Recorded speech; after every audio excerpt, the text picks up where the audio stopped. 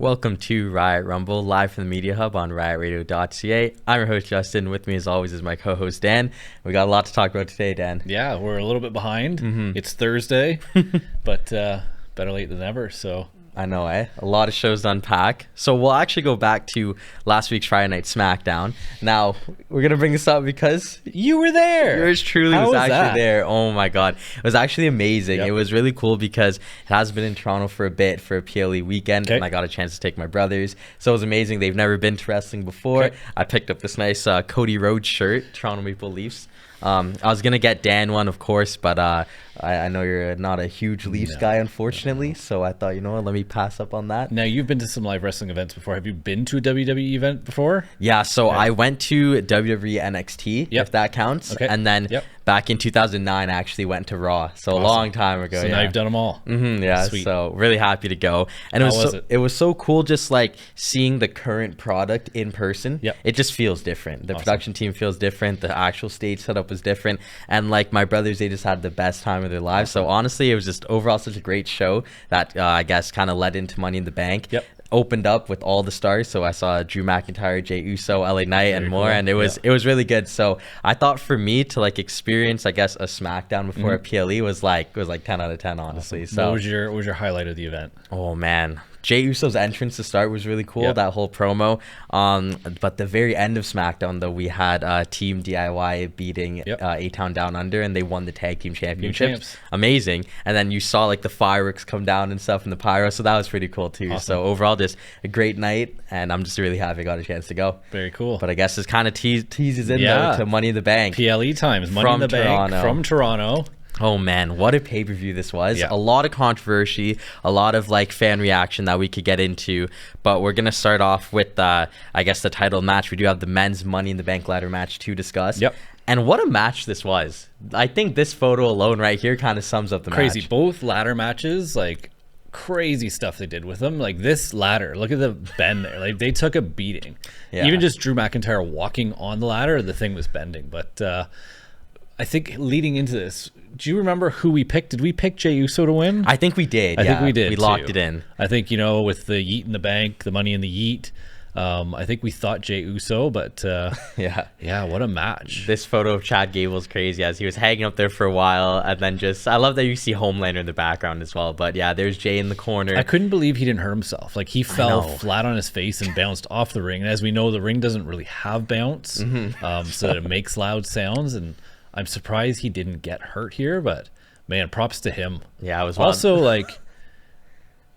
different outfit, looks different. He looks really different there. This was brutal as well. Our Yeah. boy Drew getting the armbar in the ladder. This match just had a lot of crazy spots. I thought all the superstars were just on display there.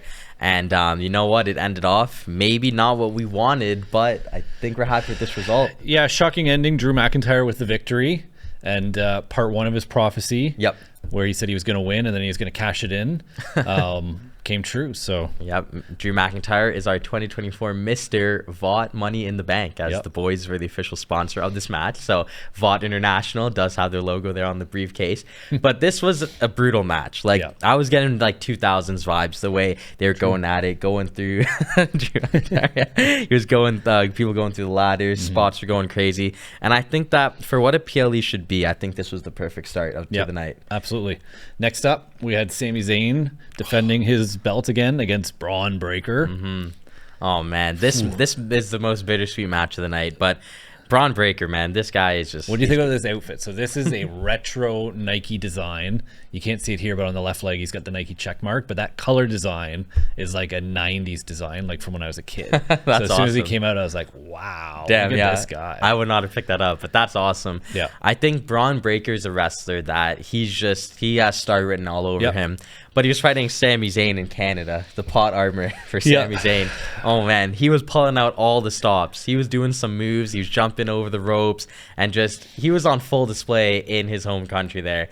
And you know what? I guess we got to give him a new nickname. Maybe it's Super Sammy for the fans, but maybe the guys that don't like him, we call him Sammy Hogan. Yeah. As Sami Zayn was able to defeat Braun Breaker, putting an end to Breaker's hot streak, retaining the IC title in Canada. Now, just wow, but not even talking about the match, but just this result. What are your thoughts on this? I think we said Sami Zayn Yep. just because he doesn't seem to lose, and it seems the more of a beating he takes, the more likely he is to win. Yes. Obviously, against Braun Breaker, you're going to take a beating. So I think this is the ending we thought. Yep.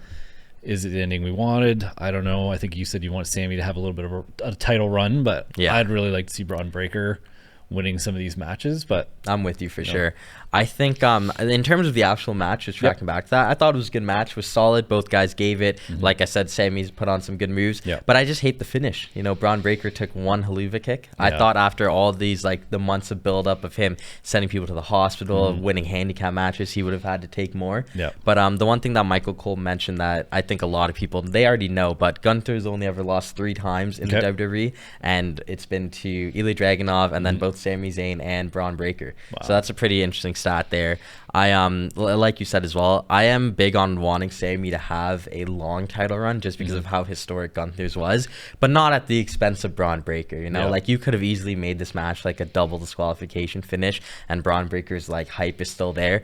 I feel like, you know, my brother kind of said it best. How does Braun Breaker go on a tear and then respectfully lose to Sami Zayn? You know, like, there's one thing to have like a believable Rocky story where it's like, oh, the underdog, but then there's that, and I'm like, I love Sami Zayn, but I would have preferred to see a different outcome that had him win the belt instead of beating him with one haluva kick. As the night goes on, I think we're going to see some other controversial decisions. Oh, for sure. Really cool to see the Toronto crowd doing the Montreal Canadiens chant for Sami Zayn, the Montreal boy. Yeah. It's the only time you're ever going to see that, but united WWE fans. So it was really cool. The crowd was really good throughout the entire night, singing all the theme songs. Yes. Gave it for Randy Orton, did it throughout the night. So yeah. Big crowd, I think around almost just under 17,000. Yep. And I did read that it was the biggest gate of an arena WWE event of all time. Yeah, that's pretty sick. Yeah, I love that Toronto did it up. And like you said, man, I guess the Leafs fans, you know, had to show out, give some knowledge there. But maybe a lot of the people drove from Montreal. So.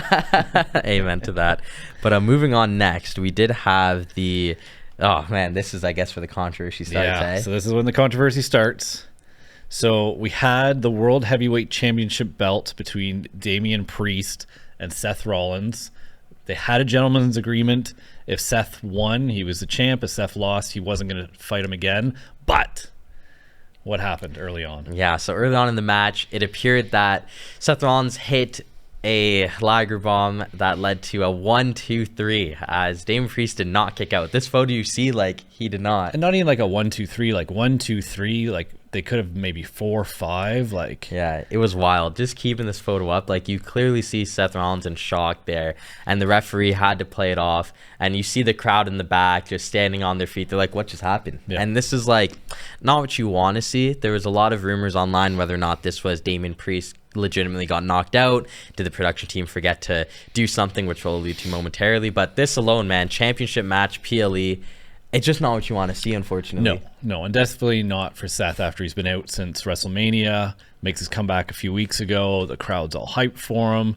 He's dressed to the nines, and then he wins the match, but doesn't win the match. It's very unfortunate. Things got worse for him. It did, yeah. So it was very unfortunate for Seth Rollins as Drew McIntyre, you know, he took a page out of Rollins' book and he would actually come down and cash in his Money in the Bank, making this a triple threat match. Yeah. So we are sitting at home thinking, this is it. Yep. This is it. We're finally going to get it. Has this ever happened before where after Money in a Bank, someone won and cashed in on the exact same night? Yes, it's happened to Seth Rollins before. So Dean Ambrose did it to Seth Rollins when he won the belt. Kane did it back in the day to Rey Mysterio, just off the top of my head. But it has happened before. Drew became the latest person to, you know, go into that category. But I say go into that specific category. Maybe it didn't go well. Maybe for him, a bad idea. You know, you've already fought early in the night. We're not talking about UFC 1, 2, 3 anymore. Like guys fighting 2, 3, 4 times in a day. Maybe should have waited because CM Punk came in and messed up Drew McIntyre real bad. Yep. As you can see here, he's choking him with a cable after he smashed him and threw him out of the ring, threw him into the crowd, beat him up real good. I don't know. I don't know what I think about it. What do you think about this? So here's my take. So I love CM Punk, one of, if not my favorite wrestler of all time. But this is getting out of hand. Yeah. And I say this because you took the Money in the Bank and you put it on Drew McIntyre for all but an hour. And within an hour, we lose the Money in the Bank because CM Punk has attacked him. I get it for what it does to the story. But way back in the day, Money in the Bank was a WrestleMania thing. So if Drew McIntyre won this at WrestleMania and tried cashing in maybe like 3 months later and failed like this, honestly, I could see it. But within a day, so now we have to wait a whole year for another Money in the Bank winner. I don't like that. You could have given it to Jey Uso, maybe Carmelo Hayes, even Chad Gable. There's a lot of people that could have won Money in the Bank with CM Punk just costing Drew the match, that match, instead of this. Where I'm kind of like, it's such a waste because Damian Priest just had it for almost the 365 days. Like he had it for, I think it was like 330 days. But then when you look at Drew McIntyre, he had it for an hour. So now we have to wait a long time. So unfortunately, you know what, it is what it is. I think they're just building this up, which we will probably backpedal on in a bit because we do have to get back to the actual match. So unfortunately for our boy, Drew, he was sent back into the ring, and Damian Priest, El Campeon, he would hit the patented South of Heaven chokeslam. And oh man, shades of WrestleMania there, just south of heaven, and it was done. It was over just like that. Over. Damian retains. Not shocked. Not shocked. I think without the little twisting in this match, I think we thought Damian was going to win. Yep. Also, though, Seth could have easily won the match, which he technically, well, not technically, he did, but didn't. Yep. But yeah, I don't know. I'm a little, I like CM Punk. I really do, but this storyline's making me dislike him. Yep. And I've become a big Drew McIntyre guy now. But yeah, I don't know. Like you said, we now don't have a Money in the Bank on the men's side for a year. Yeah. So there's the excitement of, is someone going to cash it in tonight? Is someone going to cash it in, at the big event coming up? It's gone. Yeah, exactly. But like, we've already established the Drew McIntyre CM Punk story. I don't think we needed to do more. Like, it's already at the point where it can't get worse. So this didn't add to that storyline. Yeah. We're waiting for Punk to get cleared. They're hopefully going to fight at SummerSlam. They're going to have some fights back and forth on Raw over the next couple of weeks, but I feel like this didn't add anything to it, and you could have given it to like a Carmelo Hayes or Chad Gable. Like the amount of stuff that Chad's gone through in the last couple of months, it would have been cool for him to have, and then who knows? But yeah, I don't know. Weird decision, but yeah, we'll see how it plays out. I think, unfortunately, just to relay on your points there, this is maybe where the pay-per-view started, or PLE started to shift. And I say this because the first 2 matches were pretty solid. I feel like Drew winning that match, proper ending. Sami Zayn, whatever you want to call it, it was kind of obvious. But then this is like, you got the big gold belt, and we get a couple sloppy finishes. Because I say a couple because, like you said, Priest forgets to kick out, then you see that. So I don't know. We'll definitely I guess go more in depth on CM Punk a bit later in the show. But yeah, that was an unfortunate way for that match to end. I was hyped because I'm a big Damian Priest guy, but I guess once the dust settled, I'm like, ooh, that all just happened. Yeah. Like, he's had some good title fights to defend his title, so he's looking good right now. Looking like he doesn't need that Judgment Day. Exactly. But moving on now to the women's Money in the Bank match. What a match this was. This was really good. This Some was wild really stuff. good. Chelsea Green, I don't know how she's not in the hospital right now, but this whole match was pretty wild. Yeah, I thought this match kind of stole the show, especially after that men's match that we just watched there at that finish with CM Punk.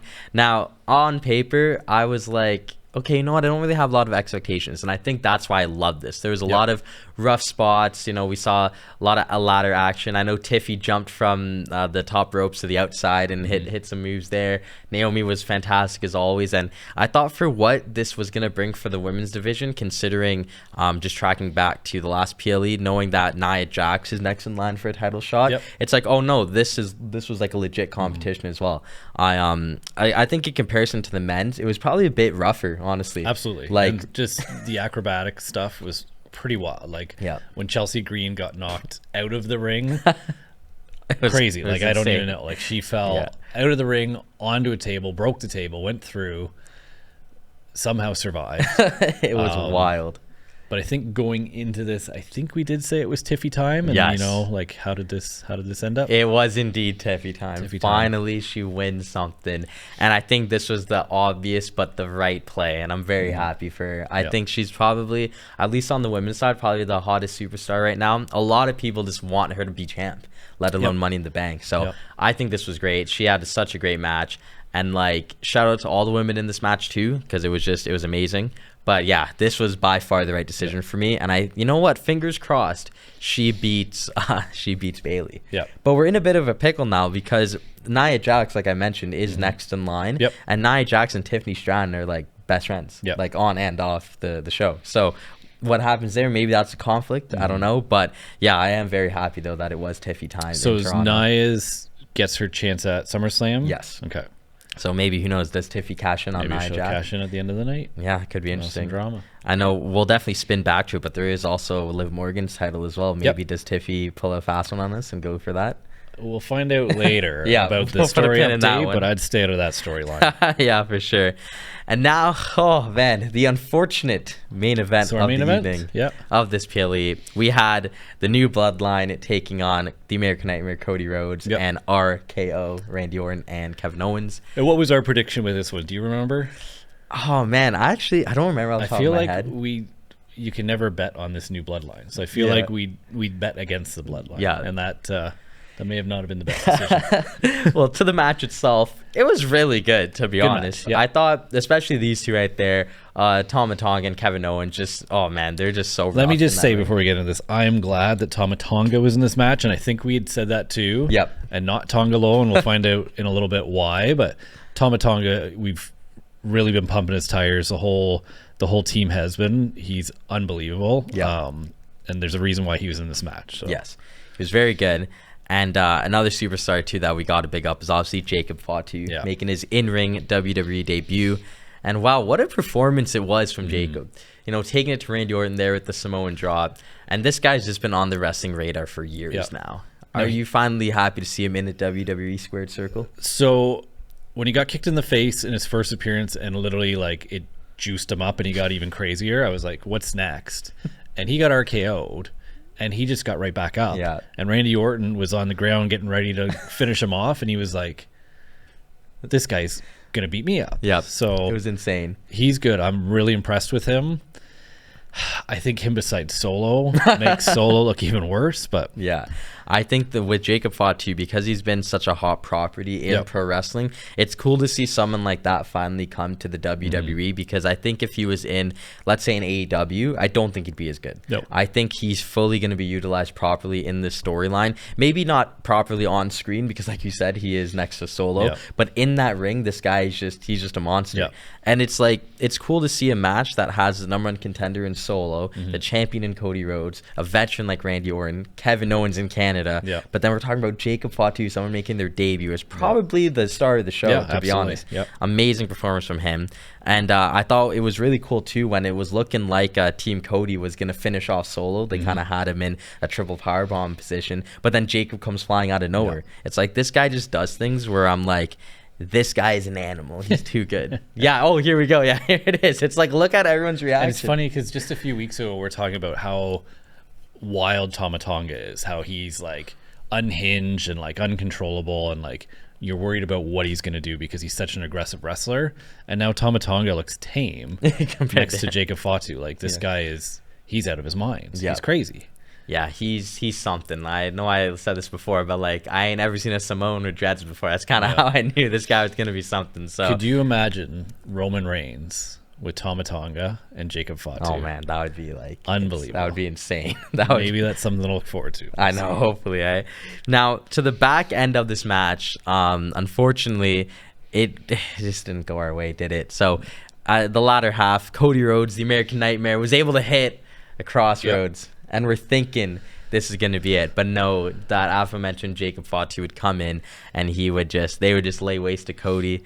And eventually there'd be a Samoan spike. Solo gets the 1, 2, 3. Oh, man. It hurts to see Solo pinning Cody. The champion, the American Nightmare, ends Money in the Bank on the canvas. And this wasn't even a 3 count. This could have been a 10 count. Oh, yeah. Like, he was done. Yeah. And, oh, man, this stinks. I don't even like Cody Rhodes like that. Like, I'm a Roman Reigns guy. You guys all know that.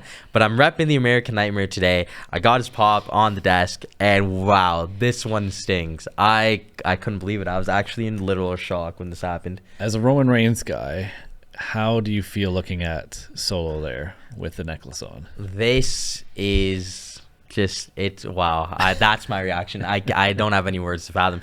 When you see Cody Rhodes in the background there, face down, and you see this new bloodline standing over, I'm like, that's the guy that sent my tribal chief away. That's the guy that broke up the Usos. That's the guy that got the wise man sent home inadvertently, right? And now this new bloodline is coming in, and on their first attempt, they get a pinfall over him. I cannot believe it. I did not think this was going to happen at all. This is probably, like, I don't know if this is a hot take, that was probably the most shocking finish of the year. Yeah, like, I did not think that was going to happen at all. Now, before we talk more about this, do we have a photo of Tonga Loa? Unfortunately, we do not. So I should have got one. Earlier on, we're talking about why Tama Tonga was a good choice, and Tonga Loa, known to have some mishaps, accidentally punched Tama Tonga in the head instead of the groin punch to Kevin Owens. And then he fell out of the ring and smashed his head and knocked himself out at 1.2. Like, I don't know. It was a brutal match from him. Yeah, he hasn't been super impressive so far, but I think he's more just the enforcer and the guy who's going to be on the outside, obviously, now that there's 4 of them. But what's next? Do we see Cody and Solo at SummerSlam? Is that what you think? I think so, yeah. It's kind of lining up for that in the sense of, like, whether or not it would be Solo or Randy or whoever, the guy that pins the champ at the end of the day has to get that title shot. And I think they're going to save that for SummerSlam. Okay. It's wild. I didn't think we'd be in this position. I thought it was going to be Randy Orton versus Cody Rhodes at SummerSlam, but now taking a different curve. And now Cody needs more help. He does. RKO, Clearly not enough. So who comes in to help? Because now it's a 4-on-3, and the Bloodline's just laid rest to RKO. Who comes in now? I don't even know. Like, it's so hard because I didn't even think we'd be in this situation. I didn't think we'd be in the situation of, well, he needs more help. I thought they were just going to do it. Do you have anyone in mind? I don't think we talked about was that just before. I think it was on the Raw before, but Paul Heyman. He got thrown through the table by the Bloodline. Yes, okay. And we didn't talk about that. So Paul Heyman, we haven't seen him since, and he was disheveled when we saw him. He had a little bit of stubble on his face, which you don't see. His eyes were bloodshot, clearly not sleeping, not getting rest. He's distraught with the new Bloodline. Did we see him at the start of Raw? No. So this was all last week. So we haven't seen him. So now Paul Heyman's gone. Is Paul Heyman going to recruit some guys to get after the Bloodline? Like, we know Roman Reigns isn't back. We don't know when he's coming back. Like, it's who's gonna stall this Bloodline? It's crazy because, like, we thought it was going to be Cody. Like, Cody knocked off the Bloodline. They finally beat Roman Reigns, the big bad, and it was done. But now I feel like it's even stronger than ever to where I really don't know. Like, when we were talking about this over the last couple of weeks, it's like, RKO is going to come back. The two of them are going to help Cody. They have been. But, like, I don't know. Like, it's kind of scary, to be honest. It was a crazy way to end the pay-per-view in Toronto to see Cody Rhodes, the American Nightmare, just on his face. 1, 2, 3. His first loss since WrestleMania. Yep. And you know what? It took Roman only got pinned twice in his whole reign as tribal chief. Cody's been already pinned now. Crazy. Like a couple months in. So it's definitely wild. Yeah. Before we move on fully, were you satisfied with this pay-per-view from an entertainment point of view, or do you just... Match-wise, it was good. Really good. You know, I'm a little irked about the CM Punk stuff, but the matches were good. The Bloodline's clearly stronger. I think going into it, we were like, the Bloodline can't win, but as Eldon shakes his head... But there was one other big thing that happened at Money in the Bank in Toronto. Who came to Toronto? Man, the one and only 16-time John Cena. He was there. But, oh, man. What did he have to tell us? So he's retiring. He's calling it a day, but it's the Hollywood retire where he's next year from January to December, he's going to appear in about 30 to 40 events. Yep. Seems like all the PLEs, WrestleMania, SummerSlam, everything. So, you know, that's pretty awesome. Good to see him go. Makes sense. He's getting a little bit older. The wrestlers are getting a little bit younger. You know, there's only so much he can do. Yeah. Obviously, he's got that Hollywood career too. And I think after seeing what The Rock's doing, where The Rock's kind of towing the line of both, I think he wants to get into the business side of the WWE before his movie career dries up, because I don't know if you've seen his last few films, not really good. So I think he's trying to cash in and get back in WWE before it's too late. But no, I think it's awesome. You know, I could see him. Maybe he gets number 17. I think he has to. Yeah, I think he has to too. Yeah, I think too, like, if Ric Flair's the record holder, Like, he left. He's done a bunch of stuff afterwards. I don't think his legacy is so stuck with WWE because he did a whole bunch of other organizations. Yep. Whereas John Cena only with WWE since he Yes. was like 25, I think. Yeah, which is wild. So I think from a WWE standpoint, Have John to. Cena can be like the legend, right? Like Hulk Hogan left. All those guys left at some point. And he never did. And he never did, right? He stuck with them from the beginning. He stuck with them to the end. So John Cena hitting 17 and being the all-time, I think, to me, that makes sense. Yeah, it was wild. For me, I grew up with John Cena. I've only ever really known wrestling with John Cena, to be honest. And it was kind of emotional. I was like watching it. I'm like, oh, nice. Trish Stratus is out because she announced him. I'm like, oh, nice. John Cena's in Toronto. This is crazy.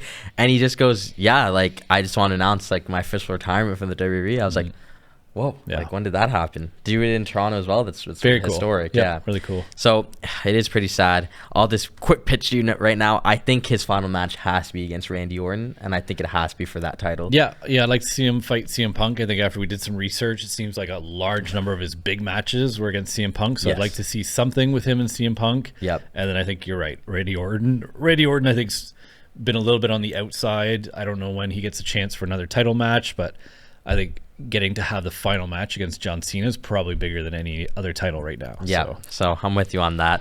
But yeah, so that was Money in the Bank PLE. Pretty good pay-per-view overall. Yep. I got to get used to, so PLE, it used to be pay-per-views. Yeah, PLE. But it was pretty solid. So we're just going to dive straight into Monday Night Raw. Will they call them PLEs when they move to Netflix? Oh, that's a great question. That's a Paul Levesque question. I have no idea, to be honest. The PLEs are going to Netflix too, yeah, right? and maybe they would be pay-per-views again because you got to pay for it. Yeah. I'm ahead of the curve, maybe. But anyways, I'm moving on to Monday Night Raw. It was a great start to Monday Night Raw the next night, or 2 nights later, as we had CM Punk starting off the show, but would quickly be interrupted. And no, not by Drew McIntyre. Who was suspended and fined and fined again. Oh, yeah, I forgot about that Indefinite suspension. Yep. Got to make sure you guys know. Adam Pearce had enough. Yep. Indefinite suspension. It's going to be a long-term suspension. We will not see Drew McIntyre for a while. Yep. So instead of it being Drew that confronted him, it was none other than Seth freaking Rollins. Nuts. These two in any ring at any time is always crazy just because of their history. And pretty much Rollins was like, you know what? I'm not going to forget this. Like, actions have consequences. And CM Punk was just so nonchalant. Like, oh, I'm trying to apologize to you, but I'm not going to because you're Seth Rollins and I'm CM Punk. It's wild. I think these two, almost more than I want to see Punk fight McIntyre, I think these two need to fight. Like, it's been years in the making. I think Drew will get his revenge because I think Seth, the next time something happens, is going to stop Punk. And then hopefully the dust will settle. The Drew McIntyre thing will be over. And then we'll probably see this emerge right afterwards. So, yeah, pretty cool. So it was nice to see them in the ring. I love both of these men so much as wrestlers.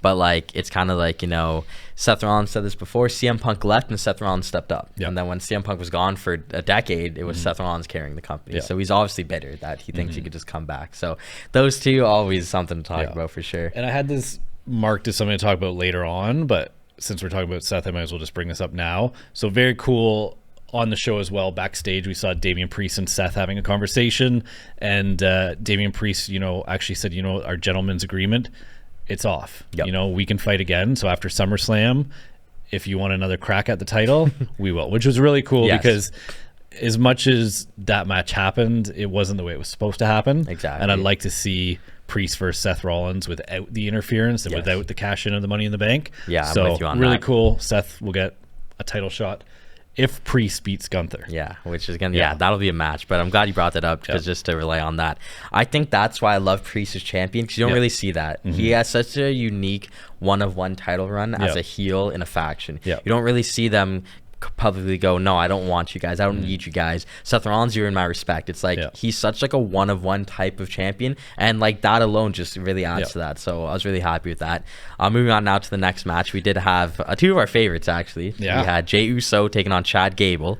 Now these two are always so fun to watch in the ring, and with their recent history with the Wyatt Six, it is always funny seeing these guys interact. So and Raw, this was in Ottawa. Yes, very cool. Another big crowd. You know, nice to see it in Canada again. Yeah, it was cool. I'm like, I love that. I love the Canada love that's been going on online because we love wrestling up here. So it's always a good show. Yeah, pretty solid match overall. Chad Gable is actually looking like he was going to get the win before the lights dimmed out, and the Wyatt Six were teasing him again. Yeah. Before Jey Uso picked up the 1, 2, 3 and quickly ran out of there. Quick eat and out of the building. That was real fast. So. Yeah, it was pretty funny there. So Nikki Cross came in again. Yes. And brought another box in, and Pat McAfee was there this time. Yes. Handed it off. They sent it back, and do we want to talk about that now then? Or? Yeah, we might as well. Yep. So this was a good one. Now, the unfortunate thing is that when I was getting images for the show, like there were just no good photos of this VHS clip. But it was another one of Bo Dallas kind of speaking to as Bo Dallas and then slightly as Uncle Howdy as well. But what I loved about this, and you guys should definitely check it out, was when he was describing each, I guess, member of the Wyatt Six, and you saw them go into like their normal human form. I guess they're creatures, whether or not. And it was cool to see like Dexter Lumis's face, Joe Gacy's face, Eric Rowan's face. Because we knew who they were, but we haven't seen them. Yeah. So it's cool to see that they're the person still and this character, that it's not just going to be the character. So. Yeah. I liked how they mentioned like Joe Gacy, to pretty much paraphrase it, he was like, so and so shouldn't be punished for so and so, and it was referring to Joe Gacy getting fired from NXT. They were like, so and so needed help, referring to Eric Rowan, who you know, unfortunately lost Bray Wyatt and Luke Harper. Clearly he needed like some form of help. And then Dexter Lumis, I kind of forget what they said about him, but I think I mentioned this to you and Eldon off camera, that he was always mute. So Dexter Lumis, like it'll be interesting to see what they do with his character. They didn't talk about Sister Abigail, which I thought was interesting, but then I realized that we see her every week anyway. So it was another great VHS, and it's just creepy, to be honest. Yeah, it was super creepy. I don't know what they're up to. I don't think anyone knows what they're up to. I don't know what they did to Chad Gable or what they're doing to him. Clearly they have some kind of connection to him now. But yeah, I guess we'll have to wait and see what happens next, and if we see an appearance from them on Raw, which we've only seen them on Raw so far, right? Yes. Okay. So, well, yeah, that's worth a note. And then what do we got next for Monday Night Raw? So next we got Braun Breaker attacked Sami Zayn, and that was during Sami Zayn's promo. Yep. So Braun Breaker's not done. Yeah. He lost the fight fair and square. There was no interference, but he's not done. What's going on here? Yeah, so we talked about it at when we talked about Money in the Bank. Yep. It's like, well, is he gonna fight Sammy again and lose again? I hope not. I just bigged up Sami Zayn, saying he needs to have a year-long run just for Braun Breaker to try again. Yep. If Braun Breaker tries again and loses, I will be very upset. It'll just kill the character. I do want to bring up Ilya Dragunov quickly, just because those two did have a match. Maybe long term, I'll just cut quickly. If we get Sami Zayn versus Braun Breaker versus Ilya Dragunov in a triple threat match, because those are the only three that have beat Gunther, like I mentioned, and maybe in that match you get Braun Breaker pinning Ilya Dragunov. This keeps Sami Zayn clean and successfully transfer the title. If it's not that, I don't like it. I don't want to see Braun Breaker. Yeah, I was really shocked to see Braun Breaker come out. I was very kind of shocked. talked to him. I was like, oh, is he gonna? He looked for a second like he was just gonna like congratulate him and walk out, and then boom, attacked him, and poor Sami got a beat down again. Yeah. So. Exactly. Now we'll shift gears to the other matchup that we had. Was again, and the unfortunate thing about this storyline is that like I love the Awesome Truth, but I'm kind of like sick of them, if I'm gonna be honest. Yeah, with so much stuff going on right now, and especially with how big the Judgment Day are doing without Priest and the Braun Strowman thing, it's really cool, and they kind of almost seem like out of place. Yeah, it almost seems like we need to get them in because they're good, they're exciting, they're fun, but like where do we put them in? And they just don't seem to fit in this story. I'm with you. So yeah, Awesome Truth teamed funny up. part, some funny things happen. You know, it's always funny seeing Braun Strowman chasing around the Judgment Day boys and throwing them across the ring because there's so much of a different size. But yeah, Judgment Day pick up another victory against those three.